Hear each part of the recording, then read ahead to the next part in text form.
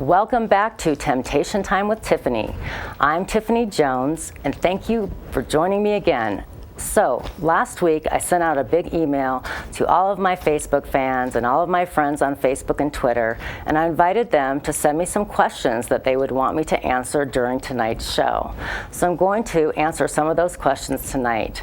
One of the first questions that I thought would be important to answer was from someone named Jerry. Jerry asks, how many times does a lady need to orgasm to be satisfied?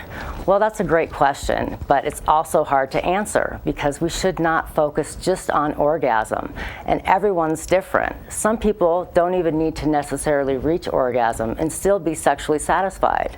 Additionally, some women have problems even reaching orgasm. So there is no set number of times a woman needs to have an orgasm in order to be sexually fulfilled and satisfied. Also, so much about connection is just spending time and sensate focus, tuning into each other's bodies. So we don't need to just be focused and concerned and worried about orgasm.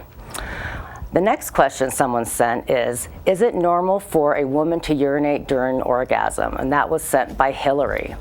Well, Hillary, I'll tell you this. First off, a lot of women are thinking that they're urinating during orgasm, but they're actually ejaculating. So it's not always a problem with pelvic strength. That's not usually a urinary problem.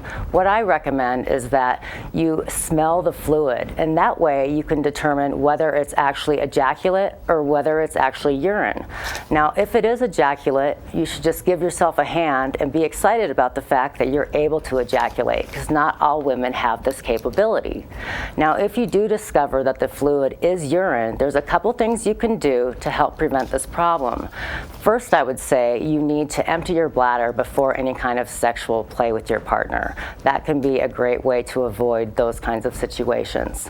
Secondly, I would say do Kegel exercises. Now, if you don't know what Kegel exercises are, I encourage you to read more about it online. A lot of women who have had children learned Kegel exercises in preparation for childbirth, and men can also do Kegel exercises. But Kegel exercises can basically strengthen the pelvic floor, and that can really help if you do have problems with urination during orgasm. The last thing I would say is have an open communication with your partner about this issue, so it's nothing that gets in the way of your sexual fulfillment and satisfaction.